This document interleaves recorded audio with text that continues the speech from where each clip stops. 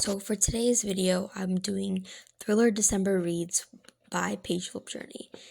It's kind of end of December, so I thought this would be a good video to have. Please have a good time watching. So for the very first book, we are going to be talking about The Naturals by Jennifer Lynn Barnes. So 17-year-old Cassie is a natural at reading people. So piecing together the tiniest details, she can tell you who you are and what you want. So the main character of this book is Cassie, and we kind of follow her and a group of profilers. It's like Criminal Minds, but it's instead of like adults, it's going to be like very, very smart teenagers. It's not a skill that she's ever taken seriously. That is until the FBI decide to come knocking and choose her to be in a classified program that uses exceptional teenagers to crack cold cases, infamous cold cases, and so they very much need Cassie. What Cassie doesn't realize is that there's more at risk than a few unsolved homicides. So in the first book, we follow the homicides, especially when she was sent to live with a group of teens whose gifts are as unusual as her own. So she's sent to a group of profilers not profilers, but a group of individuals with different abilities. So one can be a profiler, like she's good at reading people, and another can be some other type of asset. So sarcastic, privileged Michael has a knack for reading emotions, which he uses to get inside Cassie's head and under her skin. Brooding Dean shares Cassie's gift for profiling, but keeps her at arm's length. Soon it becomes clear that no one in the Nationals program is what they seem, and when a new killer strikes, danger looms closer than Cassie could have ever imagined. Caught in a lethal game of cat and mouse with the killer, the Nationals are going to have to use all their gifts just to survive. So I included a picture of Dean Redding, so you kind of have an idea of what he looks like. I rated this book a 3.3 out of 5 stars because it's a very simple read, like it's middle grade read. It's not really a YA book because there's not too much detail. It's pretty fast paced, and I didn't really enjoy it that much, but I thought the plot and the idea was good because it related to Criminal Minds. So that's why I gave it a 3 out of 5 stars. But the characters are very interesting, but I wish she was more gentler when she was talking about some of the boy characters, and she kind of didn't mention how like brooding they are or very like tough. I wish she kind of phrased it described it much better. So for the second book, I chose Sadie by Courtney Summers. So this follows Sadie, the main character, and basically her sister goes missing, and her sister goes missing, and she's out for revenge, trying to find her sister. Sadie hasn't had an easy life. Growing up on her own, she's been raising her sister Maddie in an isolated small town, trying her best to provide a normal life and keep their heads above water. But when Maddie is found dead, Sadie's entire world crumbles. After a somewhat botched police investigation, Sadie is determined to bring her sister's killer to justice and hits the road following a few meager clues to find him. When Wes McCrae, a radio personality working on a segment about small, forgotten towns in America, he overhears Sadie's story at a local gas station, and he becomes obsessed with finding the missing girl. He starts his own podcast as he tracks Sadie's journey, trying to figure out what happened, hoping to find her before it's too late. So the missing girl is actually, let me correct myself, Sadie. She goes missing, trying to find her sister. We don't know what's going on with her, and it's very interesting to follow all the people and see all the people. It's a little bit triggering because some of the people you meet in the story are very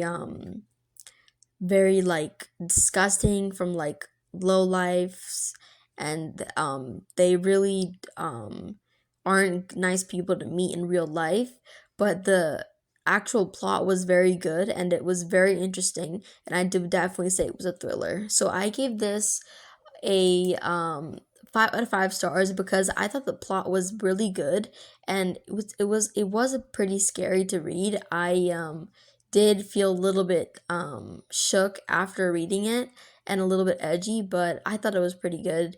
And I'd say this is for maybe like 14 plus to read, because I feel like people under would kind of get a little bit too disturbed. But yeah. So the third book is Grown by Tiffany D. Jackson. I think Tiffany D. Jackson is a very good author for thrillers. She writes a lot of really impactful stories that really makes you think a lot about other cultures and other people.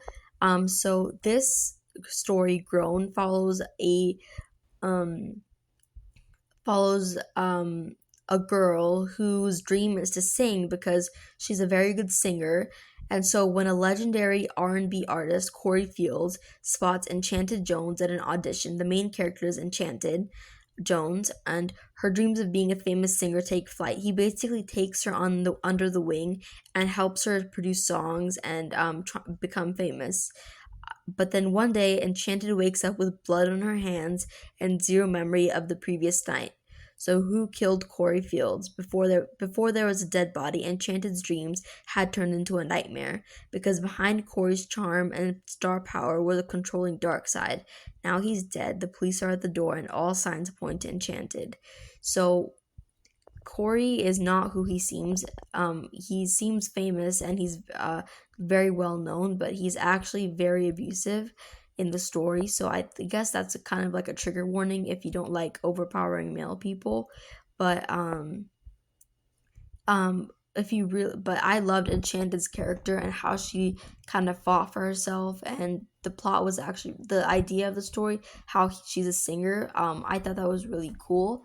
So I also gave this one I gave this one a 4.5 out of 5 stars because I did not like Corey too much because he was kind of very intense for the story, but I think a lot of people would like to read this. So for the very final book, the fourth book, I chose The Silent Patient by Alex Michaelides, I think. So The Silent Patient is a very good story. I gave this one a 5 out of 5 stars, just because it was very interesting and it wasn't too, um, it wasn't too, uh, horrific and disturbing. So, The Silent Patient follows a therapist who actually gives therapy to uh, he gives therapy to a painter. So Alicia Berenson's life is seemingly perfect. A famous painter married to an in-demand fashion photographer. She lives in a grand house with big windows overlooking a park in one of London's most desirable areas. One evening, her husband Gabriel returns home late from a fashion shoot, and Alicia shoots him 5 times in the face and then never speaks another word. Alicia's refusal to talk or give any kind of explanation turns a domestic tragedy into something far grander, a mystery that captures the public imagination and casts Alicia into notoriety. The price of her art skyrockets, and she, the silent patient, is hidden away from the tabloids and spotlight at the Grove, a secure forensic unit in North London. Theo Faber is a criminal psychotherapist who has waited a long time for the opportunity to work with Alicia. His determination to get her to talk and unravel the mystery of why she shot her husband takes him down a twisting path into his own motivations, a search for truth that threatens to consume him. So I think this is a pretty good story, actually. So thank you so much for watching today's video. Please subscribe to my channel to get updates on more videos. I post every week a couple of times, and it would really help my channel if you guys subscribed.